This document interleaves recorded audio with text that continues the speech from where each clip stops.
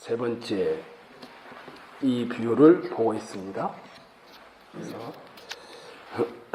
오늘은 이 비유를 여러분과 함께 정리하도록 그렇게 하겠습니다. 존 버년이 쓴 철로역정이라는 책이 있습니다. 아마 기독교 서적 중에서 어마어마하게 많이 팔린 책 중에 하나입니다. 근데 이 책 내용 중에 특이한 게 있습니다. 천국의 문들 바로 그쪽에 지옥으로 들어가는 문이 있다라고, 소설이니까요, 말을 합니다. 거의 천국까지 왔는데 지옥으로 가는 사람, 지옥으로 들어가는 문이 있다, 이렇게 표현을 해놓았습니다. 그러면서 이 존 버년이 유다가 그 증거이다, 가론 유다가 그 증거이다, 이런 말을 합니다. 입맞춤으로 그리스도를 배신하던 밤, 그는 예수님 앞에서 영원히 떨어져 나가 영원한 저주에 인을 쳤다.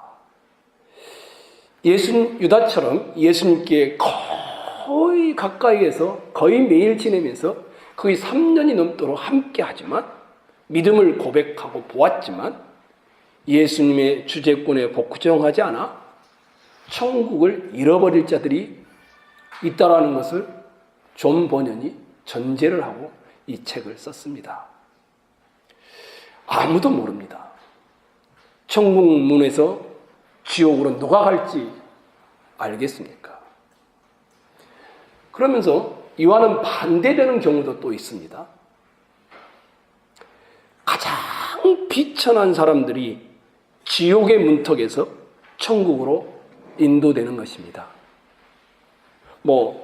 여러분이 잘 아시죠? 세리들, 창기들, 그 중에서도 가장 거의 지옥문에 다다랐다가 천국으로 간 사람이 누굴까요? 예수님과 함께 십자가에 달렸던 강도 중 한 사람, 죽기 바로 전이었으니까요. 성경은 참 이해하기가 힘듭니다. 이런 면에서 어떤 사람은 오랜 세월 동안 주님을 알아왔는데 지옥문으로 들어갑니다. 어떤 사람은 오랜 세월 동안 도둑질하며 살다가 마지막 죽는 순간에, 십자가 위에서도 주님을 비방했었죠, 처음엔. 근데 그 마지막 순간에 주님이 누구인지를 알고 고백했을 때 주님의 나라에 들어갑니다. 이것은 젊었느냐 늙었느냐의 관계가 없습니다. 귀하냐 천하냐의 문제도 아닙니다. 바리새이냐 세리냐의 이런 차이도 아닙니다. 오늘 여러분과 제게 어쩌면 오늘 본문에는 우리한테는 굉장히 경고가 되는 마지막 본문이 될런지도 모르겠습니다. 마태복음 20장 1절로 6절을 요약하는 것입니다. 근데 이 요약을 이렇게 해보려고 합니다. 19장 30절을 한번 봐보십시오. 19장 30절 보셨죠? 읽겠습니다. 시작. 먼저 된 자로서 나중되고 나중된 자로서 먼들 될 자가 많으니라. 20장 16절을 보십시오. 읽겠습니다. 시작.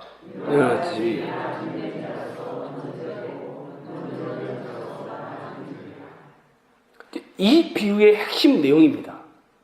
이 두 개를, 이 말씀을 이해하면 이 비유는 완벽하게 이해할 수 있는 비유가 되겠습니다.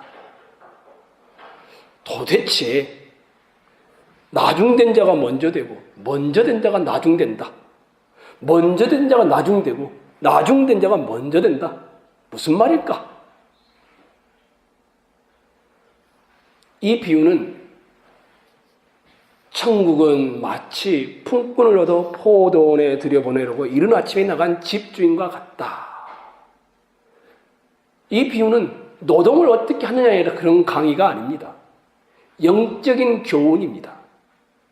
하나님이 은혜로 다스리는 이 포도원에 그리스도가 다스리고 통치하는 이 나라에 어떻게 일들이 이루어지는지를 천국을 묘사해 놓은 것입니다. 그러면서 먼저 된 자가 나중되고 나중된 자가 먼저 된다. 두 군데나 이렇게 해놨습니다. 그리고 이 비유가 중간 사이에 있습니다. 이 단어 말씀만 이 구절만 이해하면 다 이해할 수 있습니다. 19장 30절은 어떤 의미일까요? 그리고 20장 16절은 또 어떤 의미일까요? 정확하게 이 비유의 요지가 무엇인지를 설명한 것입니다. 어렸을 때부터 교회를 잘 다녔던 청년 한 사람이 있습니다. 부자입니다. 말씀을 어겨본 적이 없습니다. 주의를 빼먹은 적도 없습니다. 11조 생활 때 빼먹은 적도 없습니다. 게다가 관원입니다. 게다가 젊은 청년입니다. 주여, 내가 어려서부터 다 지켰나이다. 내가 무엇을 해야 영생을 얻습니까? 게다가 하나님 나라를 사모하는 열심까지 있는 부자 청년입니다. 근데 예수님이 내 소유를 가난한 자들에게 다 팔고 나를 쫓아오라. 이 부자 청년은 재물이 많은 거로 주님을 따르는 것을 포기하고 근심하며 집으로 돌아갔다고 되어 있습니다. 그런데 그 다음에 제자들이 깜짝 놀랍니다. 아니 선생님, 어떻게 저런 청년이 예수님의 제자가 안 됩니까? 그래서 예수님이 말을 하죠. 부자가 천국에 들어가기가 얼마나 어려운지, 낙타가 바늘기에 들어가는 것보다 더 어렵다. 그러니까 제자들이 깜짝 놀랐어요. 그 중에 대표적인 성질이 급한 베드로가 물으면, 선생님, 우리는 주님과 주님의 나라를 위하여 다 버렸습니다. 직업도 버렸습니다. 부모도 버렸습니다. 우리가 무엇을 얻습니까? 그랬더니 주님이 너희가 주의 나라에서 그리고 이 땅에서도 주의 복을 누리게 될 것이다. 이렇게 설명을 했습니다. 그리고 나서 이렇게 30절에 먼저 된 자가 나중되고 나중된 자가 먼저 된다. 이 말을 합니다. 그러면 여기서 먼저 된 자는 누굴까요? 부자 청년입니다. 그럼 나중된 자는 누굴까요? 제자들입니다. 이 부자 청년은 어렸을 때부터 종교적인 일은 다 했던 사람입니다. 목사보다 더 열심히 했을 겁니다. 근데 이 사람은 하나님 나라에서 나중돼 버립니다. 반면에 거칠었던 베드로와 그 일행은 어부들입니다. 배우지도 못했습니다. 관원도 아닙니다. 부자도 아닙니다. 근데 주님이 부르시니까 다 버리고 쫓아왔습니다. 근데 이들이 먼저 된다고 합니다. 나중된 자가 먼저 될 것이다. 왜 그럴까요? 왜 그럴까요? 왜 먼저 된 이 부자 청년은 나중되어 버리고 나중에 쫓아왔던 이 제자들은 주님 나라의 장자가 될까요? 딱 한 가지입니다. 딱 한 가지입니다. 그것은 하나님 나라가 행위가 아니라 은혜로 이루어진다는 것을 몰랐기 때문입니다. 부자 청년. 은혜가 없는 사람에게는 하나님 나라는 보이지 않습니다. 이게 내용입니다. 그 다음에 20장 16절입니다. 그렇죠? 20장 16절. 나중된 자로서 먼저 되고 먼저 된 자로서 나중되리라. 예수님이 새벽 6시에 포도원 주인이 장터에 나왔습니다. 일꾼들을 불러왔습니다. 아침 9시 또 나갔습니다. 또 일꾼들을 불러왔습니다. 12시에 나가서 또 일꾼들을 불러왔습니다. 오후에 3시에 나가서 또 일꾼들을 불러왔습니다. 그리고 일이 막 끝나기 전인 오후 5시에 일꾼들을 불러왔습니다. 그리고는 제일 나중에 오후 5시에 1시간만 일했던 사람부터 한 데나리 음식을 다 나눠줍니다. 근데 정확하게 몇 시에 왔는지는 모르겠지만 일찍 왔던 사람들이 막 불평을 합니다. 우리는 햇볕과 고된 태양빛 아래서 이렇게 수고를 했는데 어떻게 저들과 똑같이 주는가? 근데 예수님이 그렇게 하죠. 야, 내가 약속을 어겼니? 내가 준다고 했는데 안 줬니? 내가 선한데 너는 왜 나를 악하게 보니? 이런 말을 한 다음에 이 본문이 주었습니다. 나중된 자로서 먼저 되고 먼저 된 자로서 나중되리라. 그러면 뭐라 될까요? 여기서 나중된 자가 먼저 된다는, 이 나중된 자는 누굴까요? 오후 5시에 온 사람입니다. 이 오후 5시에 온 사람은 야, 내가 일한 만큼 주민이 줬어 이렇게 말할까요? 절대 그럴 수 없습니다. 장터에서 놀고 아무 쓰잘데없고 능력도 없는 나 같은 사람을 데려와서 일 시켜준 것만도 감사한데 품삯을 줬으니 얼마나. 그러면 먼저 된 자가 나중 된다. 이 먼저 된 자는 누굴까요? 일찍 온 사람들입니다. 나는 받을 자격이 있어. 내가 이 정도 수고했는데 이렇게 여기는 사람들이에요. 그러면 왜 이 둘이 이렇게 차이가 날까요? 뭐가 빠진 걸까요? 한 가지입니다. 어떤 일이든지 내가 내 선한 행위로 하나님을 기쁘시게 하고 하나님부터 상급을 얻겠다라고 하는 것은 먼저 된 자가 나중 되는 꼴이 되고 맙니다. 은혜를 모른다는 겁니다. 기독교의 핵심은 뭡니까? 은혜입니다. 은혜 없는 것은 다 종교에도 다 있는 겁니다. 신을 감동시키기 위해서 얼마나 지성을 드립니까? 우리는 나 같은 쓸모없는 자를 하나님 나라 포도원에 들여보주는 것만 해도 감사한데 일을 시켜 더 감사다. 무익합니다. 저는 아무것도 아닙니다. 그래서 여러분이 가장 내가 은혜에 머물고 있는가 안 머물고 있는가 확인하려면 뭘 보면 합니까? 감사가 있는 걸 보면 합니다. 감사가 있는 사람은 은혜가 머물고 있는 겁니다. 아플 때 감사가 나옵니까? 고통스러울 때 감사가 나옵니까? 죽어가는데 감사가 나옵니까? 근데 그때도 감사할 수 있는 사람, 그 사람은 이 나중된 자가 먼저 된 이 은혜, 이것이 무엇인지를 아는 것입니다. 이게 이 비유의 핵심 내용입니다. 이 비유는 하나님 나라는 처음부터 끝까지 뭐로 이루어진다? 이걸 기억하시면 됩니다. 신자의 일생은 뭐다? 은혜입니다. 여러분이 자격이 돼서 주님이 구원했습니까? 아닙니다. 만약에 자격을 갖추자면 여러분 같은 사람은 구원하지 않습니다. 저 같은 사람도 구원하지 않고 저 높은 은혜를 우리는 구원받았습니다. 여러분이 열심히 내니까 성숙해 가는가요?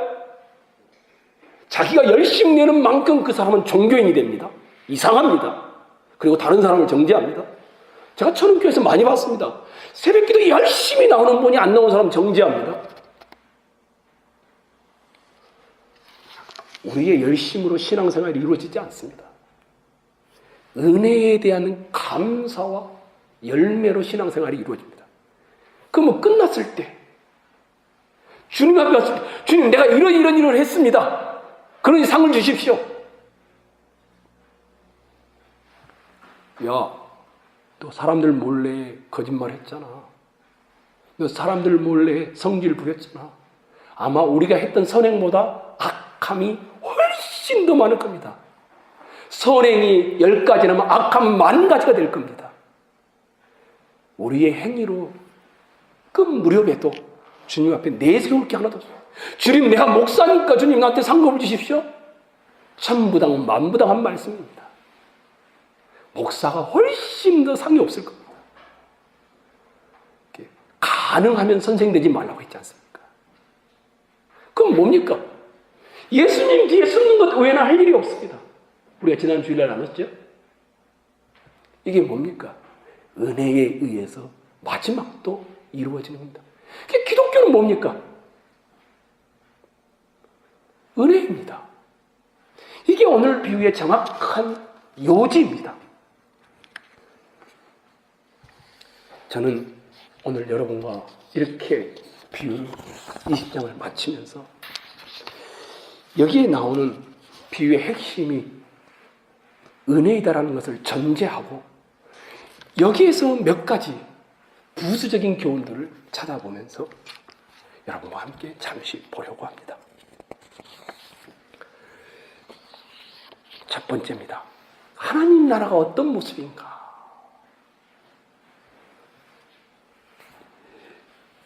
1절 한번 읽겠습니다. 하나님 나라가 어떤 모습인가? 읽겠습니다. 시작.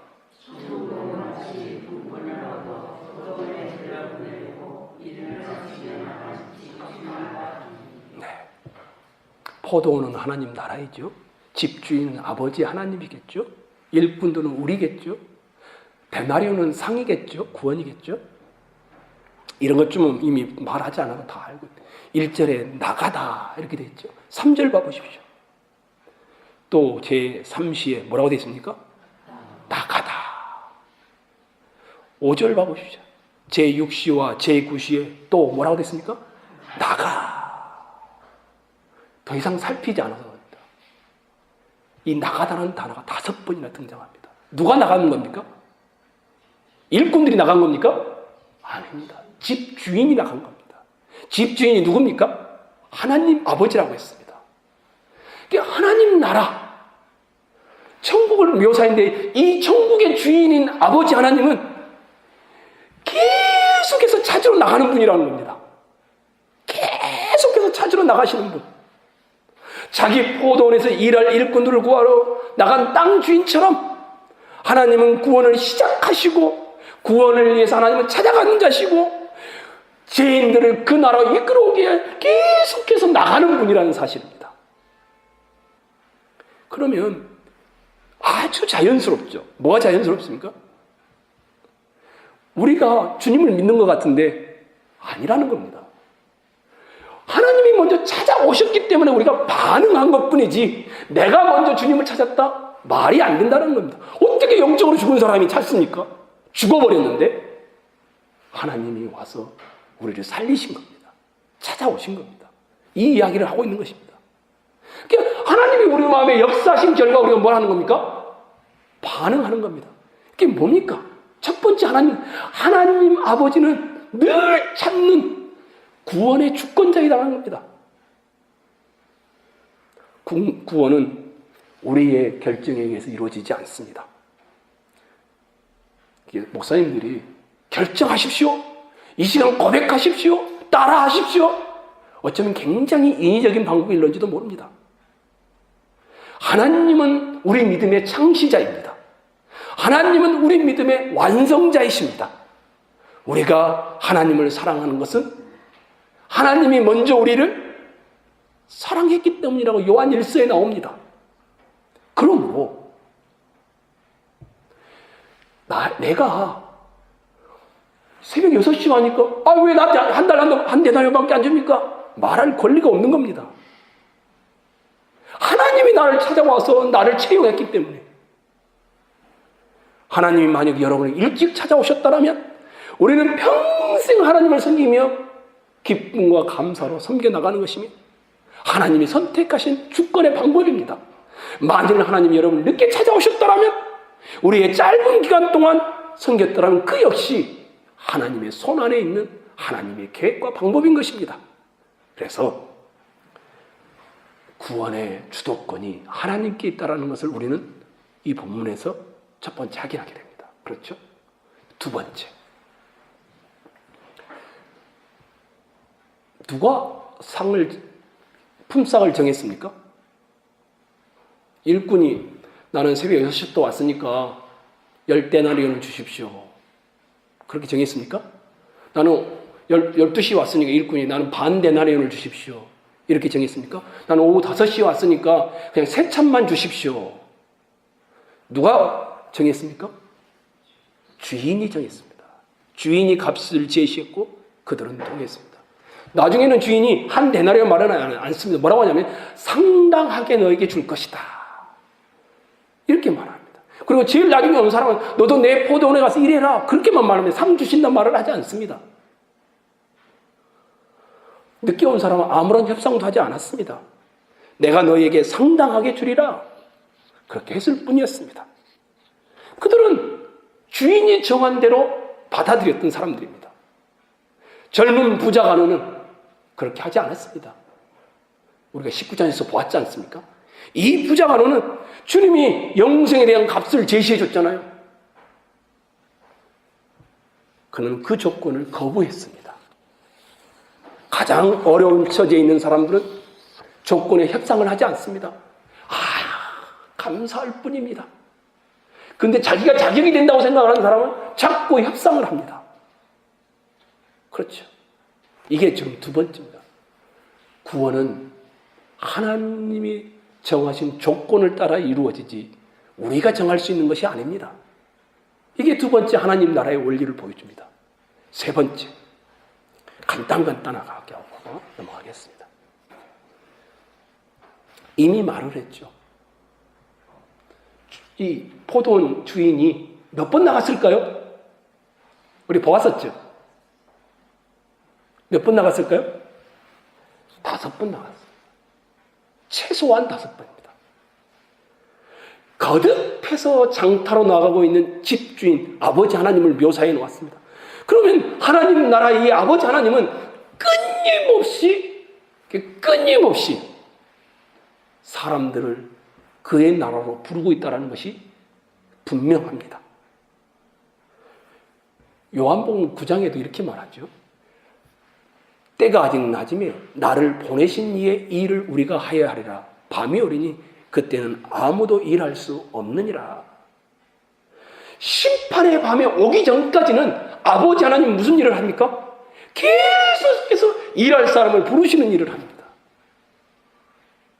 이것이 하나님 나라의 또 한 모습입니다. 네 번째, 사람들은 비유 속에서 할 일을 구했습니다. 그렇죠? 장터에서 누가 나를 안 써주나, 누가 어떤 좋은 주인이 날 좀 데려가 써주면 좋겠다. 그래서 그들은 장터로 나갔습니다. 포도원으로 간 사람은 새벽 6시, 오전 9시, 오후 12시, 오후 3시, 오후 5시 등등 모두 다 뭘 합니까? 비록 오후 5시 왔어도 뭘 한 겁니까? 일을 합니다. 그렇죠. 일부는 마지막 시간만 일하고 일부는 종일 일하긴 했지만 여기에 온 사람들은 다 뭘 한 겁니까? 일을 한 겁니다. 6시에 왔든 오후 5시에 왔든. 이것이 신앙의 열매가 드러나는 방식입니다. 하나님이 구속하신 모든 사람들은 자기 시대와 자기 주어진 삶의 자리에 반드시 신앙의 열매의 행위들을 드러내도록 되어 있습니다. 이것이 일입니다. 교회 다니는 것이 일이 아닙니다. 하나님 나라 방식으로 여러분의 삶의 자리를 살아가는 것이 하나님의 일꾼들의 일입니다. 하나님 나라인 통치를 받는 여러분들이 그렇게 사는 것입니다. 5번째, 시장에서 일할 곳을 찾는 사람들은 자신의 어려움이 있었기 때문에 그곳에 왔습니다. 6절, 7절 한번 보시기 바랍니다. 6절, 7절입니다. 읽겠습니다. 시작.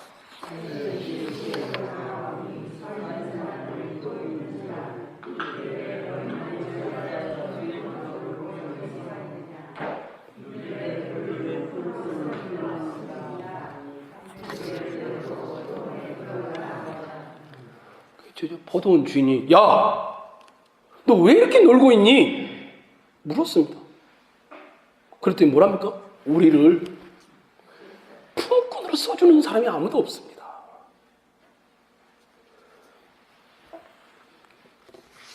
그들은 능력이 없었지만 일을 찾아야 했기 때문에 종일 시장에 머물러 있었습니다.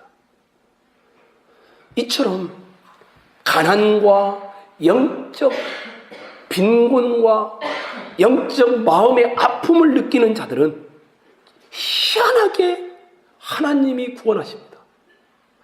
나 같은 자를 써주는 사람이 없습니다. 이상하게 주님이 이런 사람만 구원하십니다.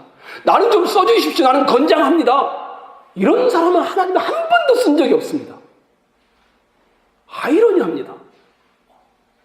한번 주님의 옆에를 한번 봐보십시오.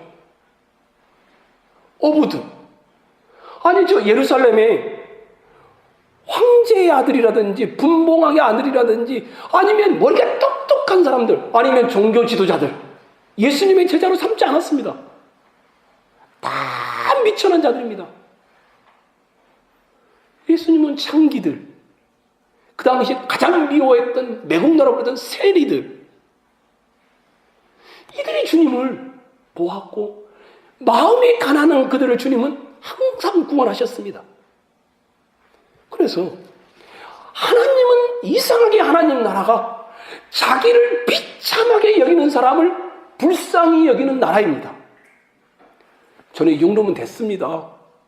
이런 사람은 절대 은혜를 누리지 못합니다. 아주 아이러니합니다. 세상은 반대죠. 세상은 뭐가 있어야 됩니까?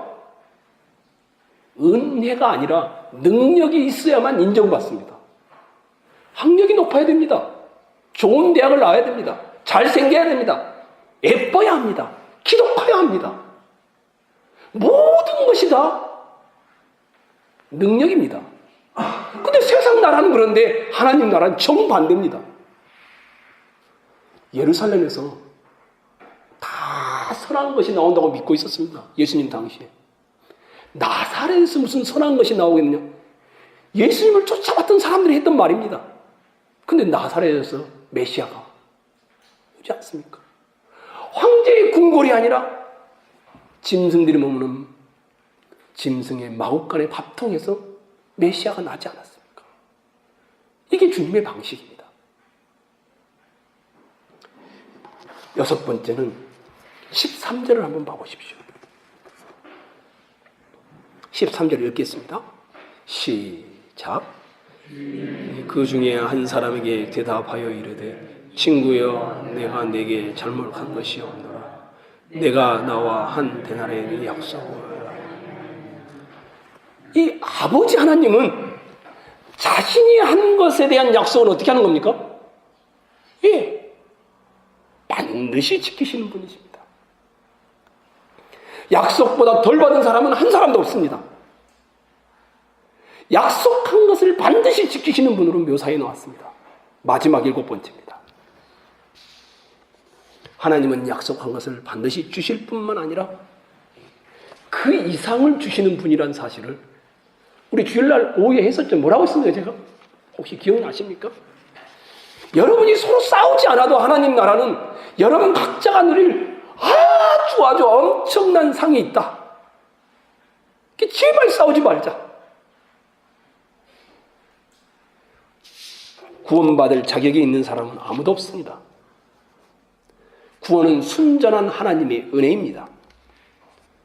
하나님은 모든 믿는 자에게 한 데나리온은 영생을 주셨습니다. 하나님은 우리를 구원하시되 우리의 행한 바 의로운 행위로 하지 아니하셨고 오직 은혜를 따라 중생의 씻음과 성령의 새롭게 하심으로 하였습니다. 그러니 이 하나님 나라에 뭐가 못 들어가게 됐습니까? 비교의식, 다른 말로 하면 시기심. 내가 어떤 열등감을 느낀다든지 비교의식이 일어나든지 질투를 느끼면은 이건 하나님 나라의 원리가 아니구나. 나도 모르게 권위를 내시면서 했다. 큰 소리를 차렸다. 이건 하나님 나라가 아니구나. 그렇게 기억하시면 됩니다. 괜히 다른 사람이 하고 있는 일이 꼴사나워 보이면 지금 내 성품이 하나님 나라의 성품이 아니구나. 반드시 이렇게 기억하시면 됩니다. 하나님 나라는 시기와 비교식과 열등감이 존재하지 않습니다. 왜냐하면 은혜로 주어졌을 뿐만 아니라 우리가 누릴 수 있는 충분한 것들이 다 있기 때문입니다. 그래서 하나님 나라에 대한 가장 지극한 반응은 겸손함입니다. 우리가 하나님께 받은 모든 것은 자격이 있어서 받은 것들이 아닙니다. 우리가 얼마나 오래 얼마나 일을 잘했는가는 하나님 나라에서 우리가 차지할 위치와 상관이 없습니다. 여러분이 하나님 나라에 가서 여러분의 삶의 모습대로 하나님이 상을 주시겠지만 그 상 주는 것을 여러분은 족하게 여기면서 비교하지 않을 것입니다. 우리 최장로님은 왜 2개를 주고 나는 1개만 줍니까? 제가 이렇게 비교하지 않습니다. 나에게 1개, 나에게 1개를 줘도 나는 그걸로 족하고 만족할 겁니다. 왜 하나님은 저 사람은 저렇게 그런 일 타고 다니지 저는 버스를 타고 다녀야 합니까? 이렇게 비교가 일어나지 않는 나라입니다. 하나님의 나라는 족한 섭리, 족한 은혜가 있다라는 것을 마지막으로 여러분이 기억했으면 좋겠습니다. 다시 한번 비유의 핵심을 정리하겠습니다. 이 비유의 핵심은 뭡니까? 처음부터 끝까지 여러분에게 3번씩이나 강조해왔습니다. 은혜입니다. 기독교의 핵심은 뭡니까? 은혜입니다. 신자의 삶의 핵심은 뭡니까? 은혜입니다.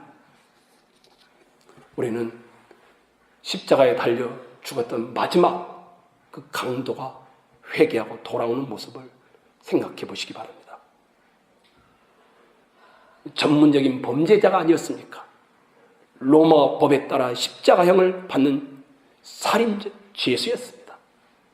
그는 하나님의 주권적 은혜로 인해 그리스도와 같은 언덕에 달려 영광의 주님이 자기 죄를 위해 죽는 모습을 지켜볼 수 있었습니다. 처음에는 조롱했지만 그러나 죽기 전에 이 사람은 우리는 우리의 행한 대로 상당한 보응을 받는 것이니 이에 당연하거니와 이 사람이 행한 것은 옳지 않은 것이 하나도 없느니라 이렇게 고백합니다. 내가 진실로 내게 이르니 오늘 내가 나와 함께 낙원에 있으리라. 제가 왜 이 말씀을 마지막 결론으로 꺼냈을까요? 성도 여러분, 평생을 이 십자가에서 죽기 전에 이 강도화했던 이 마음으로 살아가시기를 부탁을 드리겠습니다. 자기의 열심에 의지하지 않습니다. 자기의 기도에도 의지하지 않습니다. 내가 더 신실한데, 내가 더 열심히 내고 있는데, 내가 더 많은 일을 했는데, 그렇지 않습니다. 이 강도처럼 죽기 일부 직전에 나 같은 자를 하나님 나라에 넣어주시다니, 나 같은 자에게 은혜가 임하다니, 이런 마음의 자세로, 이런 겸손함으로 신자된 산다라면 여러분과 저는 나중되었지만 먼저 된 자의 복됨을 누리면서 살게 될 줄로 믿습니다.